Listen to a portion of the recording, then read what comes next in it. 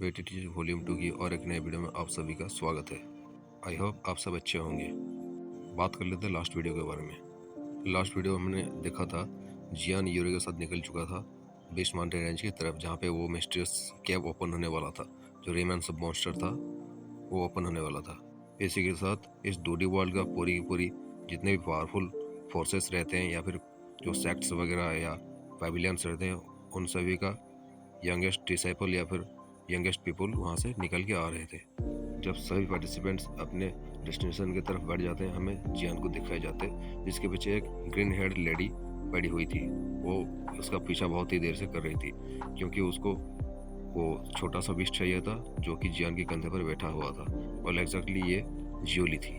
जब वो लड़की देखती कि जियान मान नहीं रहा, कोई भी प्राइस देने से भी वो हाँ नहीं बोल रहा है उसको बेचने के लिए, तब वो बोलते कि मैं तुम्हारा पीछा तब तक करूँगी जब तक तुम मुझे वो बेच नहीं देते। ये कहने के बाद वो जियान के पीछे पीछे आने लगी थी। हमारा आज का एपिसोड यहीं से शुरुआत होता है। जियान देखता है जब उसके पीछे वो लड़की हाथ धोकर पड़ी हुई है, तब वो थोड़ा सा वरीड फील करता है। उसके बाद जहाँ पे वो यूरो को रखा था, खड़े होने के लिए बोला था, वहाँ पे चलता है और उसको यूरो को पकड़ के और एक तरफ दूसरी तरफ चला जाता है उसको चकमा देके। जब वो लड़की देखती कि जियान को उसने खो दिया है, वो अपने पैरों को पटकते हुए बोलते कि डेमन, मैं कितना अनलकी हूँ, मैं कैसे उसको खो सकती हूँ। वो जो उसके पास जो बेस्ट था, स्मॉल बेस्ट, वो बहुत ही ज़्यादा पावरफुल और टेरिफाइंग था। वो बहुत ही ज़्यादा एम्प्रेस्ड फील कर रही थी जब जियान उसको ये बेचने से मना किया था, क्योंकि उसको वो चाहिए था। यूरो के हिसाब से जो डेमोनिक बीस्ट माउंटेन रेंज है किंगचिंग सिटी के साइड में, उसको आइस एंड स्नो माउंटेन के नाम से भी जाना जाता है। ये बहुत ही ज़्यादा मजेस्टिक माउंटेन रेंज था जो कि जियान ने अपने लाइफ टाइम में देखा था। इस माउंटेन रेंज के चारों तरफ जो क्लाउड घिरे हुए थे, वहाँ पे हमें छोटे छोटे वाटर डस्ट भी दिखाई दे रहा था। देखने से ऐसा लगता है कि इस क्लाउड्स के चारों तरफ बहुत ही ज़्यादा वास्ट एनर्जी भरे हुए हैं। कोई भी यहाँ पे डायरेक्टली जाने का हिम्मत नहीं करेगा। इस एनर्जी को फील करके कोई भी अपने दिल में थोड़ा सा चिल फील करेगा। जियान आसमान में ऊपर खड़े होकर नीचे की तरफ देख रहा था जहाँ पे माउंटेन रेंज दिख रहा था। अभी यहाँ पे सीन कुछ ऐसा है कि पिच ब्लैक कलर का एक डेंस सी की तरह यहाँ पे दिखाई दे रहा था। ये डेंस सी की तरह इसलिए दिख रहा था क्योंकि यहाँ पे जो क्राउड है बहुत ही ज़्यादा बढ़ चुकी थी। वो सो कॉल्ड ग्रेट फॉर्च्यून को अचीव करने के लिए बहुत जगह से बहुत ही टैलेंटेड पर्सन यहाँ पे आके इकट्ठा हो चुके थे। ऊपर से देखने से ऐसा लगता है कि यहाँ पे वो जो चांस है किसी एक बंदे को तो मिलना था, लेकिन देख के ऐसा लगता है कि वो चांस भी अपने हाथ से निकल जाएगा। एक निराशा भरी स्माइल के साथ जब जियान ये सब सीन देखता है, वो फिर कुछ सोचने के बाद दूर के एक खाली जगह पे लैंड करता है और वहाँ से एंट्री लेवल की तरफ चलने लगता है। जब वहाँ पे लैंड करा ही होता है, तब वो चारों तरफ अपना आंखों को घुमा के देखता है। उससे थोड़ा सा सरप्राइज फील होता है, क्योंकि चारों तरफ जो पेड़ वगैरह रहते थे, उस पेड़ के डालियों में बहुत सारे लोग जो रहते हैं वहाँ पे कल्टीवेशन की मुद्रा पे बैठे हुए थे।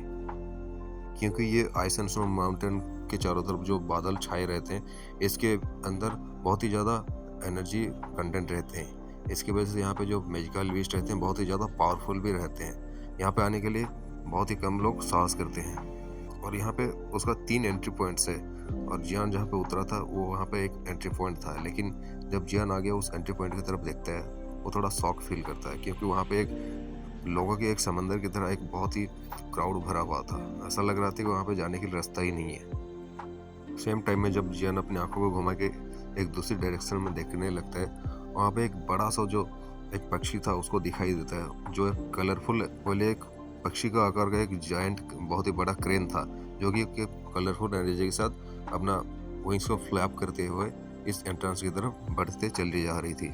जब जन एंट्रेंस की तरफ देखता है तो उसको कुछ फील होता है, और वो पूछता है कि क्या वहाँ पर जो एनर्जी स्टॉर्म था उसकी वजह से यहाँ का सील बहुत ही ज़्यादा कमज़ोर हो चुकी है, और क्या वो अभी टूटने वाली है।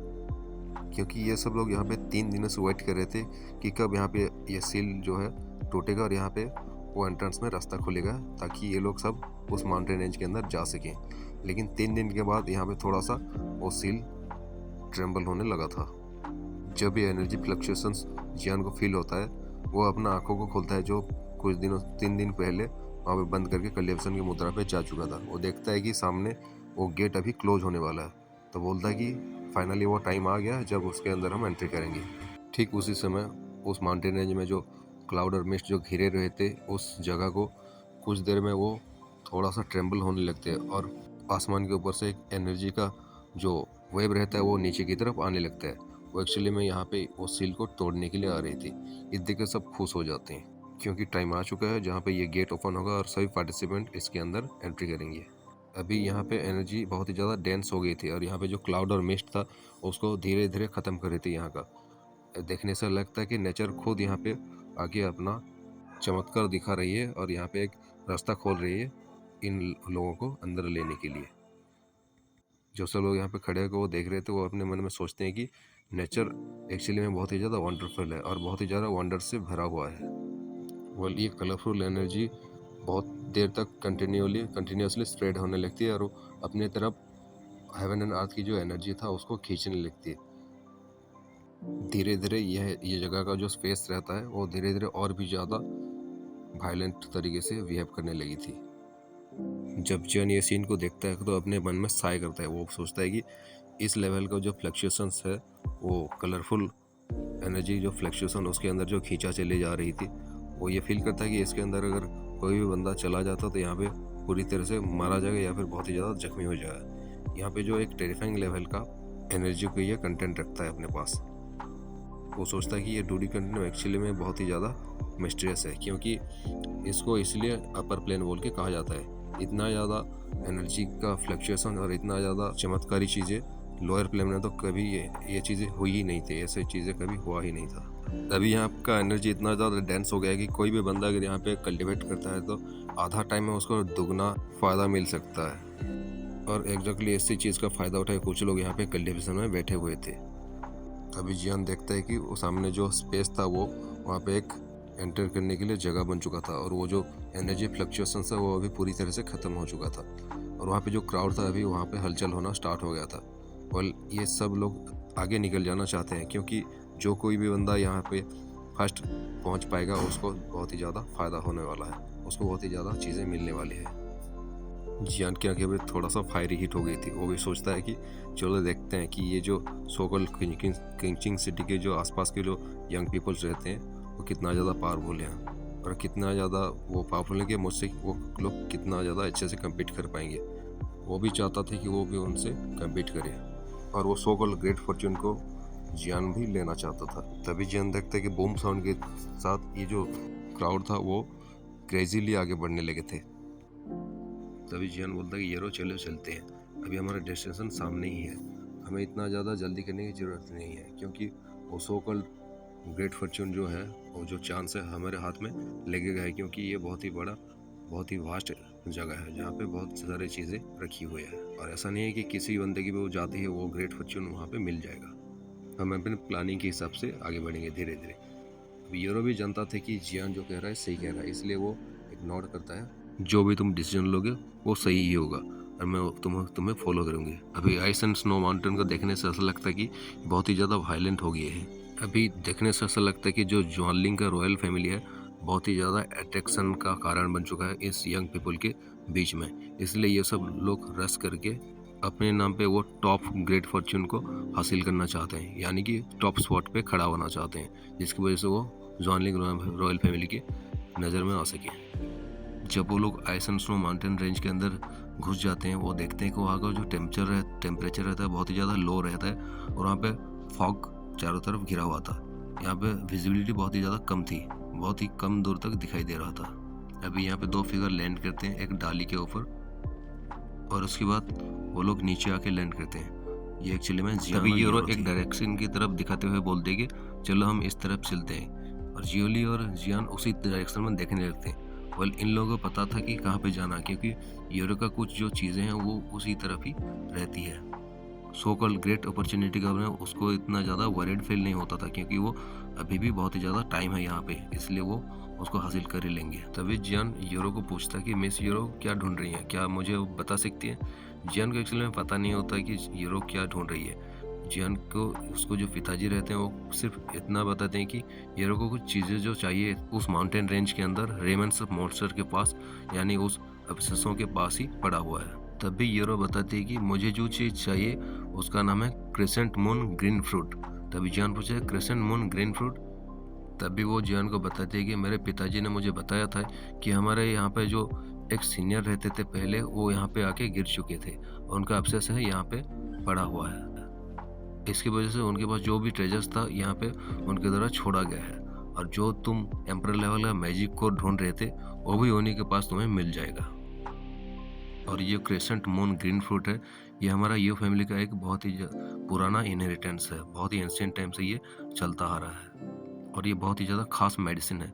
लेकिन अभी के समय में हमारे पास ये बचा नहीं है। ये तो अच्छा है कि इस रीजन के अंदर हमारा एक सीनियर जो थे उनके पास ये चीज़ अभी बच के रखा हुआ है। वैसे यूरो को उसके पिताजी ने मना किया था कि इसके बारे में किसी को बताना मत, इस फ्रूट के बारे में, क्योंकि वो नहीं चाहते थे कि जियान भले उनको ठीक किया हो, लेकिन वो नहीं चाहते थे कि कोई बाहर का बंदा उनके जो फैमिली का वो जो इनहेरिटेड फ्लावर या फिर कुछ चीज़ें हैं वो उसको ना पता चले। लेकिन यूरो जो रहते जियान को मन ही मन पसंद कर रही थी, इसलिए वो कुछ चीज़ें उसको छुपाना नहीं चाहती थी। तभी रिंग के अंदर से आवाज़ आती कि क्रिसेंट मून ग्रीन फ्रूट ये बहुत ही ज़्यादा खास चीज़ है। बच्चे, तुम्हें ज़्यादा कुछ तो पता नहीं है, लेकिन मैं तुम्हें बता दूं, ये बहुत ही ज़्यादा वंडरफुल चीज़ों में से आता है इस दुनिया के, और इसको कुछ स्पेशल मेडिसिन के अंदर भी माना जा सकता है। इसका जो इफेक्ट रहता है वो किसी इनहेरिटेंस को अपने अंदर समाने में या फिर कोई सील को ब्रेक करने में ये काम आता है। कोई पूर्वज का अगर कोई इनहेरिटेंस को अपने अंदर ले रहा है तो उसी टाइम ये फ्रूट बहुत ही ज़्यादा काम आएगा, और कोई सील को अगर तोड़ना है तो ये उस टाइम भी काम आ सकता है। वो लोग धीरे धीरे एक माउंटेन रेंज के अंदर चल के जा रहे थे जो कि उस मैप में लोकेटेड था, और इसी जगह पे ही वो जो फ्रूट था वो छिपा हुआ था। अभी जियान उसके मन ही मन में बोलता है कि मैंने जैसे एक्सपेक्ट किया था, किंगचिंग सिटी के आसपास का जो बंदे हैं बहुत ही ज़्यादा आउटस्टैंडिंग यंग पीपल है, यहाँ पे आके कोलाइड हो गए हैं इस बार, और इनके अंदर कुछ स्किल्स भी भरा हुआ है। जब वो रास्ते में जा रहा तो वो अपने दिल में थोड़ा सा साय फील करता है। वो सोचता है कि ये जो सराउंडिंग का जो माउंटेन रेंज है ये बहुत ही ज़्यादा वास्ट और मिस्ट, और इसका जो क्लाउड है और भी ज़्यादा थिक होते जा रही थी। देखने से ऐसा लगता है कि वो 100 मीटर से आगे कुछ दिखाई भी नहीं दे रहा था ठीक से। और ये जो फ्रूट को लेने के लिए जा रहे हैं बहुत ही ज़्यादा डीप रीजन में होता है, और वहाँ पे पहुँचने के लिए इतना भी ज़्यादा ईजी नहीं होने वाला है अभी। तब भी जियान बोलता है कि अच्छा तुम वरीड फील मत करो, ये जो लोग हैं यहाँ पे इनको आगे जाने दो और उस रास्ते को क्लियर करने दो, हम लोग इनके पीछे पीछे चलते हैं। अभी इसी जगह से थोड़ा सा पीछे में एक ग्रेसफुल कलरफुल शैडो अफेयर होता है, और ये चारों तरफ अपना आंखों को रोल करके इस माउंटेन रेंज की चारों तरफ देखने लगता है, और वो आंखें जाके एक ब्लैक फिगर के पास में रुक जाती है। और इसी चीज़ को जियान फील कर लेता है कि उसके पीछे से कुछ मूवमेंट है, कोई शायद उसको ऑब्जर्व कर रहा है। इसको वो इग्नोर करते ही वो आगे की तरफ चलने लगा था, डीप माउंटेन रेंज के अंदर चला जाता है। अभी जियान को जो कोई बंदा ऑब्जर्व कर रहा था वो एक लड़की थी जो कि एक कलरफुल स्कर्ट को पहनी रही थी। वो जब देखती कि जियान यहाँ से भागने वाला है वो बोलती कि स्टॉप, वहाँ पर रुक जाओ, लेकिन जियान उसके बात को नज़रअंदाज करके आगे फिर से चलने लगा था। जब वो लड़की देखती कि जो सामने वाला बंदा है उसको नज़रअंदाज करके वहाँ से भाग रहा है तो वो थोड़ा सा गुस्सा आ जाता है, और वो अपने पास से एक अटैक को लॉन्च कर देता है जो कि एक सेल का कपड़े का अटैक रहता है। बहुत ही ज़्यादा माइटी एयर को लेके अपने साथ ट्रैवल कर रहा था। जब जियान फील करता है कि उसके पास कोई अटैक लॉन्च करके आ रहा है, वो थोड़ा सा साइड हो जाता है और अपना फुटस्टेप को थोड़ा सा दूसरी तरफ ले जाता है। तब वो अटैक थोड़ा सा मिस हो जाता है और उसके सामने एक पेड़ रहता है, उसी पेड़ के वो टकरा के उसको छेद करके दूसरी तरफ निकल जाता है। ऑब्वियसली देखने में बहुत ही ज़्यादा सिंपल दिख रहा है, एक कपड़े का अटैक जैसा लग रहा है, लेकिन बहुत ही ज़्यादा ये टेरिफाइंग लेवल का अटैक था यार। लेकिन जियान को इससे कोई फर्क नहीं पड़ता, वो फिर से उसको नज़रअंदाज करके फिर से आगे बढ़ने लगा था। ये देख के वो लड़की और भी ज़्यादा पगला जाती है, और वो और एक अटैक को लॉन्च कर देते उसके हाथों की तरफ से, और एक जो सेल का जो अटैक रहता है वो जियान की तरफ चला जाता है, और ये बहुत ही ज़्यादा एक लंबा सा कपड़ा का एक अटैक रहता है जो कि हवा घसीटते हुए जियान की तरफ जाके उसको चारों तरफ से घेर लेता है। जब जियान देखता है कि कोई जो लड़की है बिना किसी कारण का उसके ऊपर अटैक लॉन्च करते जा रहे हैं, उसको भी थोड़ा सा गुस्सा आ जाता है। वो सोचता है कि चलो मैं भी तुम्हें अब एक लेसन सिखाता हूँ। वो उस कपड़े को जाके पकड़ लेता है और उसके बाद मिल्की वाइट कलर का जो फ्लेम रहता है वो उसके ऊपर प्रेस कर देता है। तभी एक ही सेकंड के अंदर वो जो मिल्की वाइट कलर का जो फ्लेम रहता है, हेवनली फ्लेम, वो जाके उस कपड़े के चारों तरफ उसको चलाने लगी थी।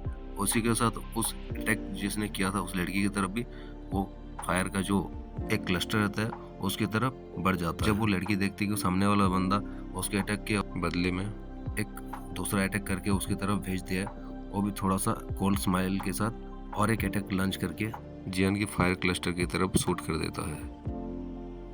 तभी उस लड़की के अटैक में एक थंडर एनर्जी और विंड एनर्जी को महसूस किया जा सकता है। लेकिन जब वो ये दोनों अटैक एक जगह पे कोलाइड होते हैं, वहाँ पे एक बड़ा सा ब्लास्ट होता है, और जहाँ पे ये कोलाइड हुए थे उसी जगह पे एक बड़ा सा गड्ढा बन जाता है नीचे मिट्टी में।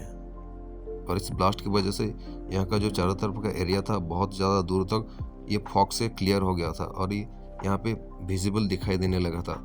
जब यहाँ पे ये टकराव होता है तो आसपास के लोग जो ट्रैवल कर रहे थे वो भी इस तरफ अट्रैक्ट हो जाते हैं। वो सोचते हैं कि कौन सा बंदे जो है यहाँ पे अभी से फाइट करना शुरू कर दिए हैं, चलो देखते हैं, और इसकी तरफ वो लोग रश करके आने लगते हैं। जब वो देखते हैं कि यहाँ पे जो बंदी थी मिस फेंग ली थी, वो बहुत ही ज़्यादा फेमस थी, और वो शॉक रह जाता है कि आखिर इसको किसने इतना ज़्यादा गुस्सा दिला दिया कि अभी यहाँ पे फाइट करने के लिए खड़ी हो गई है। जब ये इस लड़की का ओपोनेंट की तरफ देखते हैं तो वहाँ पे जियान खड़ा हुआ था। वो सोचते हैं कि ये जो बंदा है ऑर्डिनरी नहीं लगता, क्योंकि मिस फैंगली से कुछ ही लोग जो है यहाँ पे फाइट करने का हिम्मत करते हैं। वहाँ पे जो बंदे यहाँ पे खड़े हुए हैं वो बोलते हैं कि मिस फैंगली सच में बहुत ही ज़्यादा टैलेंटेड है, क्योंकि वो वाइंड और थंडर एट्रीब्यूट्स को एक साथ कल्टिवेट करते हैं, और उनका जो नाम है इतना ज़्यादा जो फेमस हुआ है वो वर्थ इट है।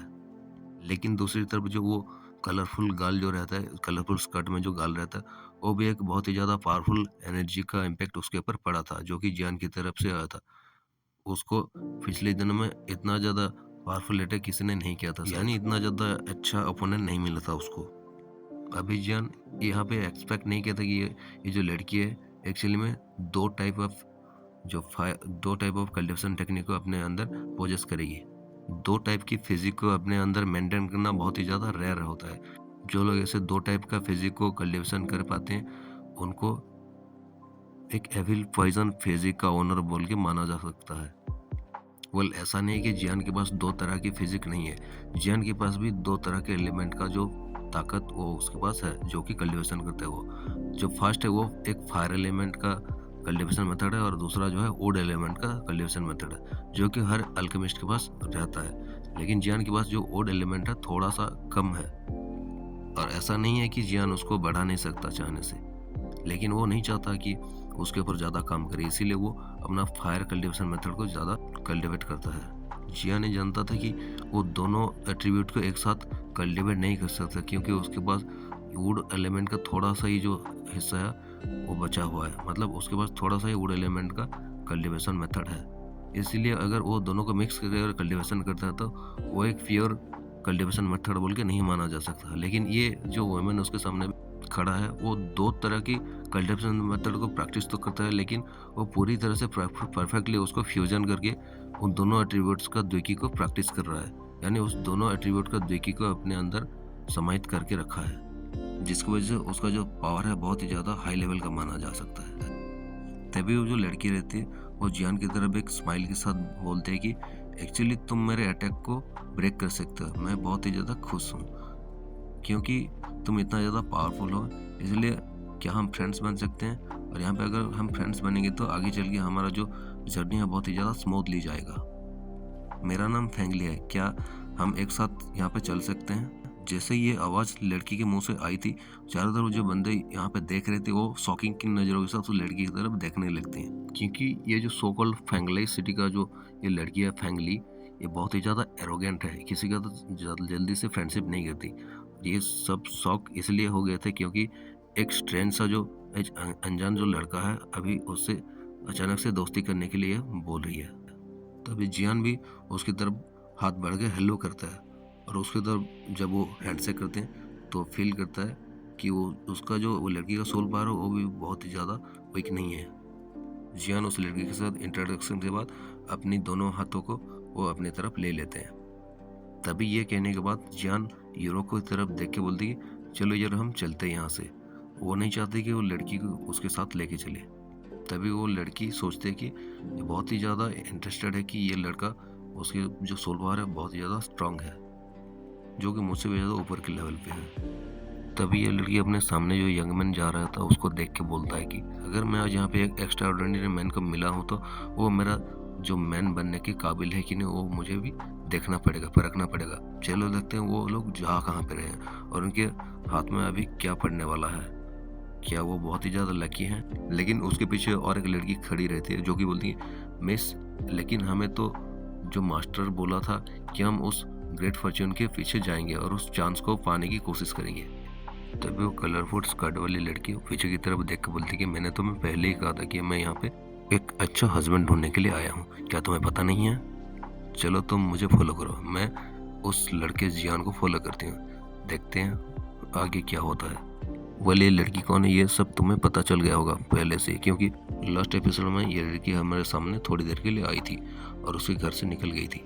अभी यहाँ पे दो लड़कियां जियान के पीछे पड़ चुकी हैं। जो पहला लड़की है वो सप्लाई पॉइंट पे जो इसके पीछे पड़ा हुआ था जियोलॉजी लेने के लिए, और दूसरा लड़की अभी यहाँ पे जियान से टकरा है। चलो देखते हैं ये दोनों कब तक इसको पीछा करते हैं और कौन इसको कनकर करता है। वेल, आगे क्या होने वाला है हमें तो पता नहीं, लेकिन जो भी होगा बहुत ही ज़्यादा इंटरेस्टिंग होने वाला है, क्योंकि ये जगह ही है बहुत ही ज़्यादा इंटरेस्टिंग और आगे चल के बहुत ही ज़्यादा खतरनाक भी सीन है। ये एपिसोड में भी टाइम हो गया, इसलिए इस एपिसोड हम यहाँ पे शट डाउन करते हैं और दूसरा एपिसोड हम देखेंगे कि इसका आगे का स्टोरी क्या होने वाला है। अगर एग्जैक्टली बात करते हैं यहाँ पे बहुत ही ज़्यादा टैलेंटेड बंदों की जो कोलाइडेशन अभी होने वाली है, एक दूसरे के साथ फाइट होने वाली है। इसके लिए हमें करना पड़ेगा दूसरा एपिसोड का इंतज़ार। तो मिलते हैं नए एपिसोड के साथ, तब तक बने रहिए हमारे साथ। नमस्ते।